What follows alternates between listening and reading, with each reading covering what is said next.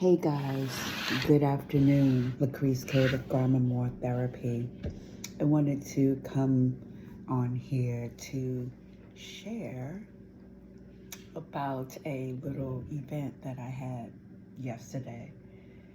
So it all started out with my really enjoying this triple berry white cake that I got from Georgia's Sweet Potato Pie. It's a black owned bakery on Bardstown Road in the Highlands area. Not too far from right before you get to Eastern Parkway. Anyway, um, so I decided I was really wanting a half sheet cake, but I'm glad I didn't get that. I wound up getting, I guess, the equivalent of a quarter sheet cake. And I was like, it would be so nice to share this with some friends because I obviously can't eat an entire 9 by 13 cake. So I reached out to one of my friends group or sisterhood group. Well, actually, I think I created my own chat group, and I invited a handful of women. And I thought, like, okay, maybe 2 or 3 women would come over, and have some cake and tea with me. But then it just kind of grew into something just super, super special. So, as you know, I've been boycotting. I'm in an economic warfare and really just not doing my best to not support companies that don't support DEI. So that's just my own personal thing, and just trying to be more self-sufficient, although I'm not totally there yet, and just trying to minimize spending. But that all went out the window for this event. But I did go to Costco, and I know I spent probably, over $100 on like snacks. I wound up getting some beautiful flowers. Alone, I spent like $40 on flowers, and was able to make 2 really big bouquets, and then this one cute little one for the bathroom. I just wanted things to be extra special, and even though I did not have the energy to cook anything, I was like, okay, I know what I'm gonna do. I'm gonna just get some heavy, well, really some like light appetizers. So guacamole, hummus, spinach and artichoke dip, and then you need things to scoop up the food with. So I got some chips, some sourdough bread. That's what I'm going to have for my late morning meal, my first meal of the day. What else?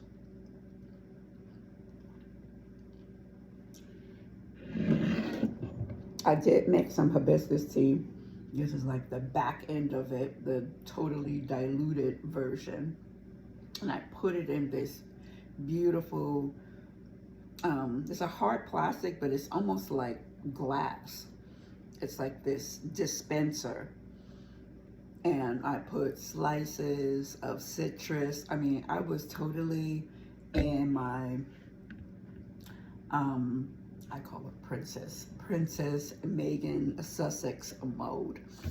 From the, like I said, from the florals to just having a nice buffet spread. I had every counter in this kitchen was filled with food. We had like a Mexican station where you could get your chips, guacamole, avocado dip. I mean, it was amazing, and most of the food was organic. And I have a friend, she's like really into organics and non-GMO. So we even had some chips for her. But all of that aside, for me, I would have spent a $500 for the good, just the good energy, the good prana, the fellowship, the sisterhood. We danced. We didn't cry, but I feel that we vented, and most of it was just venting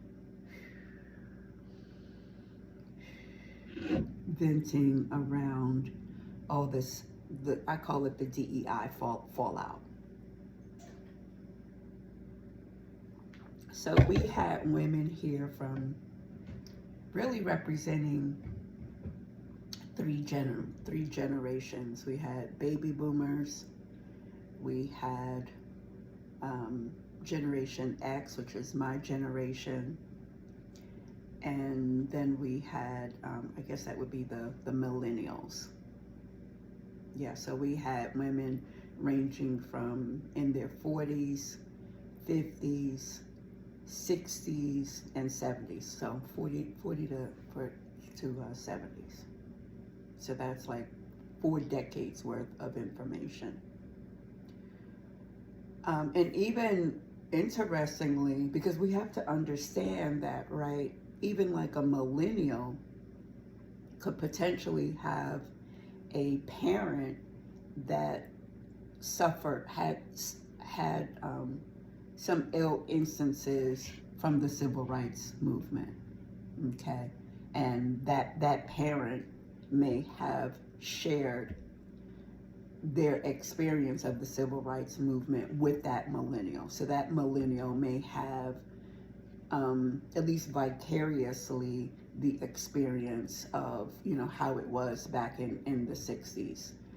Or depending on where that person lived, so one of the attendees actually lived in the rural parts of Kentucky. So yes, even as late as the mid-1990s, they had ill interactions with the KKK, which, wow, that like totally blew my mind. And then, we had one of our baby boomers, like, dang, she was boots on the ground in terms of the civil rights movement back in the 1960s and 70s. Yeah. And then you have somebody like me who's like, I guess you could say kind of sheltered, because my parents, on both my mother and father, and including my grandparents, they never discuss their experience or their parents' experience with the civil rights movement, or Jim Crow, or just being I want to say the next generation removed from slavery. Never talked about it, not a peep. Yeah, but I always refer to myself, well, here of late, I've been referring myself as the benefactor, one of the benefactors of the civil rights movement. So a lot of the things that are happening now, reversal of affirmative action, here in Kentucky, officially making diversity, equity, and inclusion illegal.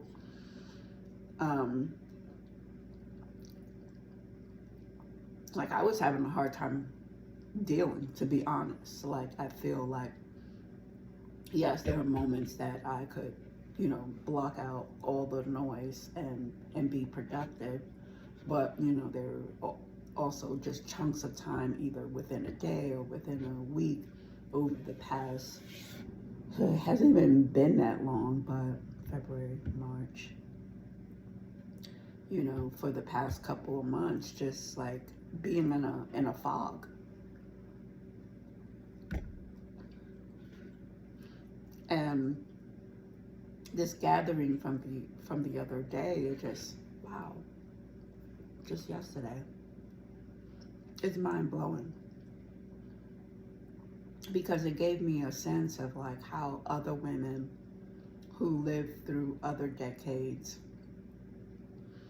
how they persevered, how they, you know, were resilient, but they remained steadfast in what they believed in.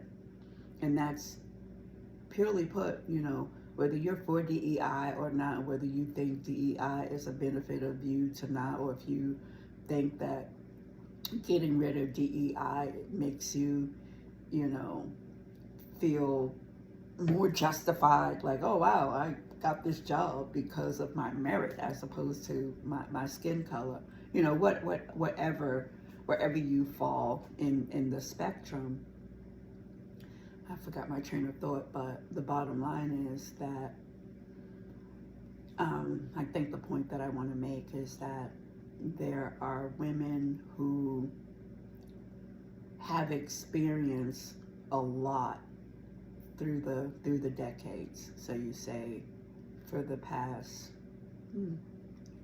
60 plus years, and irregardless of what's going on, they remain true to what they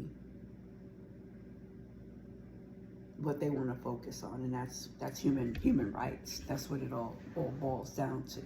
And everyone has their different specialty, whether it's, you know, the right to be a business owner, the right to be a real estate owner, the right to fair housing, the right to an education.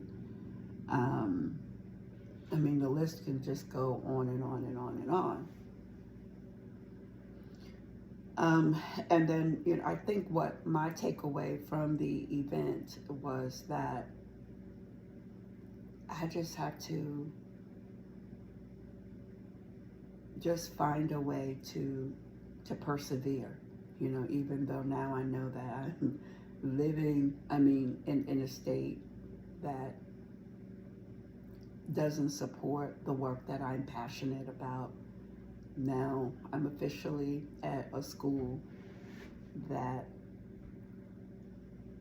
you know, their arm has been twisted both politically and legally to the point where supporting DEI initiatives is illegal. Whew. So we have some choices, right? Like either we remain in the fight, and then some people are opting to leave, and that's okay too. That's an option. That's a choice of like you're in that point in your life where you're retired or you're semi-retired and you're open to different, you've positioned yourself to be able to have alternative streams of income. Then yeah, you have the flexibility, you have the option to escape and go to a new country. Like you don't have to put up with the stuff that's going on here. Let me take a break. I'll come back.